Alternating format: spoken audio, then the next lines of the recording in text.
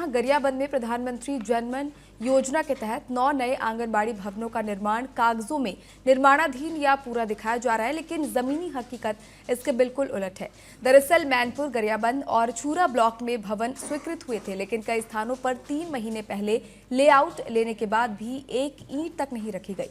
छूरा block में तो हालात और भी खराब हैं, जहां नया भवन शुरू नहीं हुआ और जर्जर कमरे को 2 हिस्सों में बांटकर कक्षाएं चलाई जा रही हैं। ग्रामीणों का आरोप है कि विभागीय अधिकारी और ठेकेदार मिलकर मनमानी कर रहे हैं। 8 से 9 महीने से काम पूरी तरह से बंद है और कई अधिकारी स्थल निरीक्षण के लिए कोई भी नहीं आता। मामले को लेकर नाराज ग्रामीणों और जनप्रतिनिधियों ने मांग की है कि इस मामले में कार्रवाई की जाए।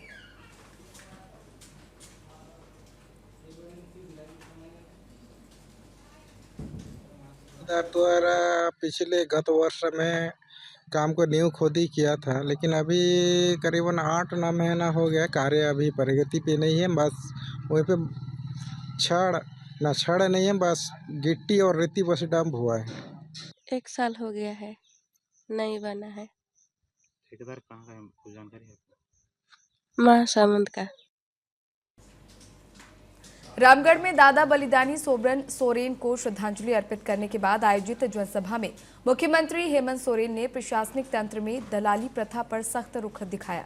उन्होंने कहा कि कई लोग सीईओ, डीसी और एसपी से मिलकर अपने काम करवाने के नाम पर दलाली करते हैं, जबकि अधिकारी भी कई बार नहीं जानते कि ये लोग कौन हैं। सुनिए उन्होंने और क्या कुछ कहा है।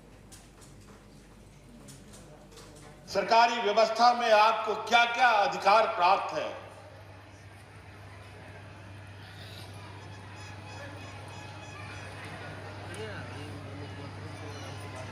सरकार की हर योजनाओं का गठरी बना करके हम फिर आपको आपके गांव में जाएगा, पूरी व्यवस्था जाएगी। हमने पहले भी कहा है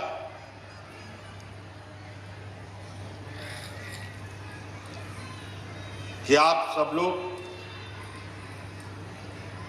और हम आने वाले 5 साल के अंदर सरकार का आंख कान नाक इस राज्य के हर एक गांव में होगा। कई लोग हम लोग का बीडीओ, सीओ, डीसी, एसपी को तो पता ही नहीं है कौन है। रामगढ़ के वन प्रमंडल में अवैध परिवहन और लकड़ी तस्करी पर अंकुश लगाने के लिए वन विभाग अब हाईटेक टेक्निक का इस्तेमाल कर रहा है। विभाग ने संवेदनशील स्थानों पर अत्याधुनिक चेक नाके स्थापित किए हैं। ये नाके विशेष टेक्निक से संचालित होते हैं, जहां सिर्फ एक बटन दबाते ही बैरियर तुरंत नीचे गिर जाता है और किसी भी संदिग्ध वाहन को मौके पर रोका जा सकता है। पूरा सिस्टम सीसीटीवी कैमरों से जुड़ा हुआ है, जिससे हर गतिविधि की रियल टाइम मॉनिटरिंग संभव होगी। इसका उद्घाटन रामगढ़ वन प्रमंडल के आरएफओ बटेश्वर पासवान ने किया। उन्होंने कहा कि इन हाईटेक चेक नाकों से शुरू होने से अवैध कटाई, स्मगलिंग और विशेषकर रात के समय होने वाली गतिविधियों पर सख्त निगरानी रखी जा सकेगी।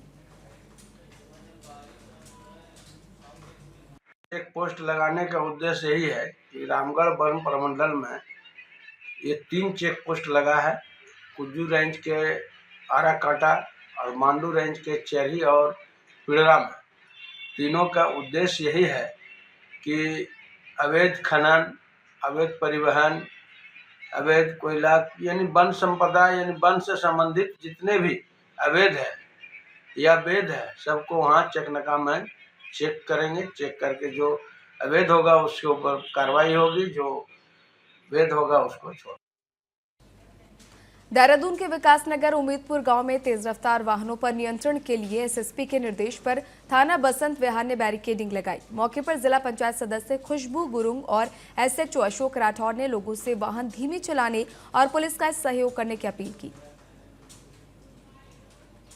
लापरवाही से या ओवर स्पीडिंग की वजह से एक्सीडेंट्स हो जाते हैं और अभी रिसेंटली 2 ऐसे एक्सीडेंट हुए जिसमें 2 बच्चों की कैजुअलिटी भी हुई।